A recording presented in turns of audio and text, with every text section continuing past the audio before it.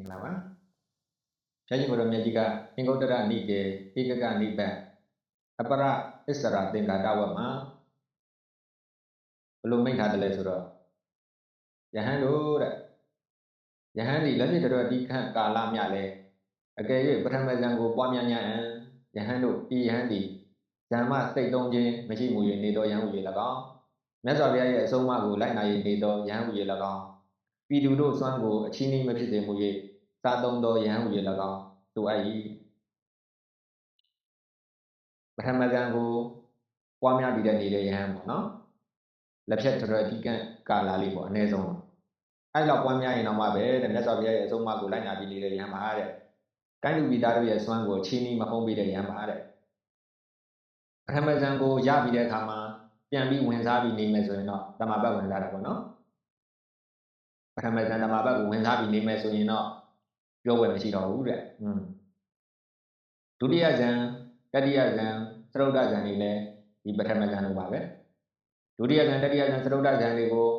လက်ဖြစ်တော်ဒီခံကာလပွားများမယ်ပွားများလို့ရလာတဲ့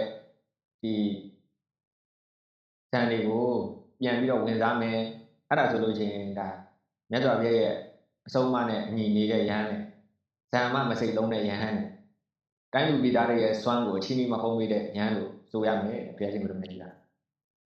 နောက်ပြီးတော့မေတ္တာကရုဏာမုဒိတာဥပိ္ပခာလို့ခေါ်တဲ့ဇမစုတရားတွေနဲ့အညီနေတယ်ပေါ့နော်မေတ္တာနဲ့နေတယ်ကရုဏာနဲ့နေတယ်မုဒိတာနဲ့နေတယ်ဥပိ္ပခာနဲ့နေတယ်အဲ့ဒီဇမစုတရားတွေနဲ့နေမယ်ဆိုရင်လည်းမြတ်စွာဘုရားရဲ့အဆုံးအမကိုလိုက်နာပြီးနေတဲ့ယဟန်တိုင်းလူပြည်သားတို့ရဲ့စွမ်းကိုချင်းချင်းမဖုံးပြီးတဲ့ယဟန်လို့ဆိုရမယ်တဲ့ဘုရားရှင်ကိုယ်တော်မြတ်ကြီးကနောက်ပြီးတော့သင်္ကြန်ဉာဏ်ပညာအောင်းမေးမှုတတိရှိပြီးတော့အဘိဓါဒေါမနတကိုပယ်ချောက်ပြီးတော့ရုပ်ပေါင်း၌ရုပ်ပေါင်းလို့သိမယ်ဝေဒနာပေါင်းမှာဝေဒနာပေါင်းလို့သိတယ်သင်ညာကိုသင်ညာလို့သိတယ်သင်္ခါရကိုသင်္ခါရလို့သိတယ်စိတ်ကိုစိတ်လို့သိတယ်သင်္ကြန်ဉာဏ်ပညာအောင်းမေးမှုတတိရှိပြီးတော့အဘိဓါဒေါမနတကိုပယ်ချောက်ပြီးတော့ခန္ဓာ၅ပါးကိုခန္ဓာ၅ပါးလို့သိတာပေါ့နော်ခန္ဓာ၅ပါးရဲ့သဘောတရားတွေကိုလည်းခန္ဓာ၅ပါးရဲ့သဘောတရားတွေပါလားလို့အဲ့ဒီလိုသိပြီးနေမယ်ဆိုရင်တဲ့ဘုရားရှင်ကိုယ်တော်မြတ်ကြီးကမြတ်စွာဘုရားရှင်ကိုယ်တော်မြတ်ကြီးရဲ့အဆုံးအမကိုလိုက်နာပြီးနေတဲ့ယဟန်ပါတဲ့တိုင်းလူပြည်သားတို့ရဲ့စွမ်းကိုချင်းချင်းမဖုံးပေးတဲ့ယဟန်ပါတဲ့နောက်ပြီးတော့မဖြစ်ပေါ်သေးသောအကုသိုလ်တရားတွေမဖြစ်ပေါ်လာအောင်ဖြစ်ပေါ်ပြီးတဲ့အကုသိုလ်တရားတွေပပျောက်အောင်မဖြစ်ပေါ်သေးတဲ့ကုသိုလ်တရားတွေဖြစ်ပေါ်လာအောင်ဖြစ်ပေါ်ပြီးတဲ့ကုသိုလ်တရားတွေတိုးပွားအောင်တဲ့ဆန္ဒရှိတယ်ဆန္ဒနဲ့အားထုတ်တယ်ဝိရိယဆန္ဒပေါ့ပြုလို့တော့ဆန္ဒရှိတယ်ပေါ့နော်ဝိရိယနဲ့အားထုတ်တယ်အဲ့ဒီအပေါ်မှာလည်းအာယုံဆိုင်မှုရှိတယ်အဲ့ဒီလိုရှိတဲ့ယဟန်တွေကတဲ့မြတ်စွာဘုရားရဲ့အဆုံးအမနဲ့အညီနေတဲ့ယဟန်တွေပါတဲ့တိုင်းလူပြည်သားတွေရဲ့စွမ်းကိုချင်းချင်းမဖုံးပေးတဲ့ယဟန်တွေပါတဲ့နောက်ပြီးတော့ဗာဆက်မိန်တယ်လဲဆိုရင်အိဋ္ဌိပတ်၄ပါးကိုပွားများပြီးတဲ့နေတဲ့ယဟန်တွေကလည်းမြတ်စွာဘုရားရဲ့အဆုံးအမကိုလိုက်နာပြီးနေတဲ့ယဟန်တွေပါတဲ့တိုင်းလူပြည်သားတွေစွမ်းကိုအချင်းချင်းမဖုံးပေးတဲ့ယဟန်တွေပါတဲ့အိဋ္ဌိပတ်၄ပါးဆိုတာကတော့သန္တိဋ္ဌိပတ်ဝိရိယဋ္ဌိပတ်စိတ်ဋ္ဌိပတ်ဝိမာန်ဋ္ဌိပတ်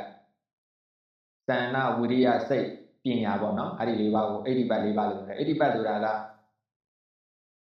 ဒီအရိယာမရဖို့အတွက်အခြေခံဖြစ်တဲ့တရားကိုအိဋ္ဌိပတ်ခေါ်ပါတယ်အိဋ္ဌိပါဒ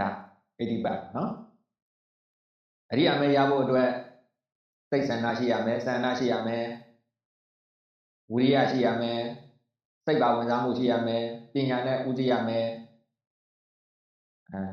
ဝိရိယနဲ့ကြိုးစားအထောက်မယ်ပညာနဲ့ဥသိရမယ်ပေါ့နော်အဲ့ဒီအိဋ္ဌိပတ်၄ပါးကတဲ့အဲ့ဒီအိဋ္ဌိပတ်၄ပါးကိုပွားများပြီးနေမယ်ဆိုရင်တဲ့အဲ့ဒီယဟန်ကမြတ်စွာဘုရားရဲ့အဆုံးအမကိုလိုက်နာပြီးနေတဲ့ယဟန်ပါတဲ့တိုင်းလူပြည်သားတွေရဲ့စွမ်းကိုချင်းချင်းမဖုံးပေးတဲ့ယဟန်ပါတဲ့နောက်ပြီးတော့အိန္ဒြေ၅ပါးကိုပွားများပြီးနေတဲ့ယဟန်သရတရားနဲ့နေတယ်ဝိရိယနဲ့နေတယ်တတိနဲ့နေတယ်တမာတိနဲ့နေတယ်ပညာနဲ့နေတယ်တတိန္ဒြေဝိရိယန္ဒြေတတိန္ဒြေတမာတိန္ဒြေပညာန္ဒြေလို့ခေါ်တဲ့အိန္ဒြေ၅ပါးကိုပွားများပြီးနေတဲ့ယဟန်အိန္ဒြေ၅ပါးနဲ့နေတဲ့ယဟန်ကတဲ့မြတ်စွာဘုရားရှင်ကိုယ်တော်မြတ်ကြီးရဲ့အဆုံးအမကိုလိုက်နာပြီးနေတဲ့ယဟန်ပါတဲ့တိုင်းလူပြည်သားတို့ရဲ့စွမ်းကိုချင်းချင်းမဖုံးပေးတဲ့ယဟန်ပါတဲ့နောက်ပြီးတော့ဗာထမိန်တလဲဆိုရင်ဘုံ၅ပါးနဲ့နေတဲ့ယဟန်ဘုံ၅ပါးကိုပွားများပြီးနေတဲ့ယဟန်တွေကလည်းမြတ်စွာဘုရားရဲ့အဆုံးအမကိုလိုက်နာပြီးနေတဲ့ယဟန်တွေပါတဲ့တိုင်းလူပြည်သားတို့ရဲ့စွမ်းကိုချင်းချင်းမဖုံးပေးတဲ့ယဟန်တွေပါတဲ့ဘုံ၅ပါးဆိုတော့တတ္တာဘုဝိရိယဘုတတိဘုတမာတိဘုပညာဘုပေါ့နော်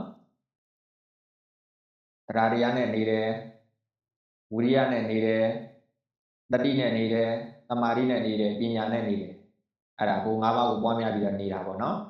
အဲ့ဒီလိုဘုံ၅ပါးကိုပွားများပြီးနေတဲ့ယဟန်တွေကလည်းမြတ်စွာဘုရားရဲ့ဆုံးမကိုလိုက်နာပြီးနေတဲ့ယဟန်တိုင်းသူပြည်သားတို့ရဲ့စွမ်းကိုချင်းနီးမဖုံးပြီးတဲ့ယဟန်တွေပါတဲ့နောက်ဘုဇင်တရားတွေနဲ့နေတယ်တဲ့ဘုဇင်9ပါးကိုပွားများပြီးတော့နေတယ်ဘုဇင်9ပါးဆိုတော့တတိတံဘုဇင်ဓမ္မဝိဇ္ဇယတံဘုဇင်ဝိရိယတံဘုဇင်ပိဋိတံဘုဇင်ပတ္တိတံဘုဇင်တမာရိတံဘုဇင်ဥပိ္ပခာတံဘုဇင်ဆိုပြီးတော့ဘုဇင်9ပါးရှိပါတယ်ဘုဇင်ကဘောဓိအင်္ဂါပေါ့နော်မဉ္ဇဉ်ရဲ့အစိတ်အင်္ဂါဖြစ်တဲ့တရားပေါ့နော်ဘောဓိအင်္ဂါ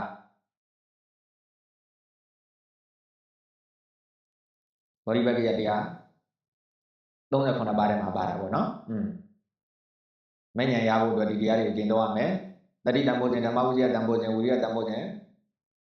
တမာရိတံဘုဇင်စတဲ့ဘုဇင်တရားတွေပေါ့နော်အဲဘုဇင်တရားတွေကိုပွားများပြီးနေမယ်ဆိုရင်လည်းမြတ်စွာဘုရားရဲ့ဆုံးမနဲ့ညီနေတဲ့ယဟန်ဖြစ်မယ်တိုင်းသူပြည်သားတို့ရဲ့စွမ်းကိုအချင်းချင်းမဟုံးပြီးတဲ့ယဟန်ဖြစ်ပါမယ်တဲ့နောက်ပြီးမဂ္ဂင်၈ပါးနဲ့နေတယ်မဂ္ဂင်၈ပါးကိုပွားများပြီးနေတဲ့ယဟန်ကလည်းမြတ်စွာဘုရားရဲ့ဆုံးမကိုလိုက်နာပြီးနေတဲ့ယဟန်ပါတဲ့တိုင်းသူပြည်သားတို့ရဲ့စွမ်းကိုချင်းချင်းမဟုံးပြီးတဲ့ယဟန်ပါတဲ့မဂ္ဂင်၈ပါးဆိုတာဘာတွေလဲဆိုတော့တမ္မာဒိဋ္ဌိတမ္မာသင်္ကပ္ပတမ္မာဝါစာတမ္မာကမ္မနာတမ္မာဒီဝတမ္မာဝါယမတမ္မာတတိတမ္မာတမာတိလို့ခေါ်တဲ့မဂ္ဂင်၈ပါးပေါ့နော်ပညာနဲ့နေတယ်ကောင်းတဲ့အတွေ့တွေတွေ့တယ်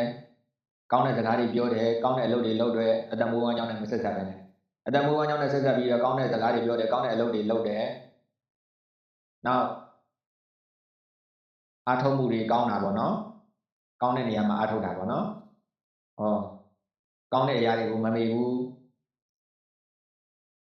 တတိပေါ့နော်တမာတိတီတီကြီးလောက်တယ်မဉ္ဇဉ်ရဖို့တော့တီတီကြီးလောက်တယ်ဒါမဂ္ဂင်လမ်းကြောင်းပါပဲနော်အဲ့မဂ္ဂင်၈ပါးအကျင့်ကိုကျင့်သုံးနေတဲ့ယဟန်ပွားများနေတဲ့ယဟန်ကလည်းတိုင်းသူပြည်သားတို့ရဲ့စွမ်းကိုချင်းချင်းမဖုံးပြီးတဲ့ယဟန်တွေပါတဲ့မြတ်စွာဘုရားကြီးကိုတော်မြတ်ကြီးရဲ့အဆုံးအမကိုလိုက်နာပြီးနေတဲ့ယဟန်တွေပါတဲ့ချုပ်လိုက်မယ်ဆိုရင်တော့ဇန်၄ပါးကိုပွားများပြီးနေတဲ့ယဟန်ဓမ္မစိုးတရားတွေနဲ့နေတဲ့ယဟန်ဘောဓိပက္ခယတရား38ပါးကိုကျင့်သုံးပြီးနေတဲ့ယဟန်ပွားများပြီးနေတဲ့ယဟန်တွေကမြတ်စွာဘုရားကြီးကိုတော်မြတ်ကြီးရဲ့အဆုံးအမကိုလိုက်နာပြီးနေတဲ့ယဟန်တွေပါတဲ့တိုင်းသူပြည်သားတို့ရဲ့စွမ်းကိုချင်းချင်းမဖုံးပေးတဲ့ယဟန်တွေပါတဲ့ကျမ်းမာချမ်းသာကြပါစေ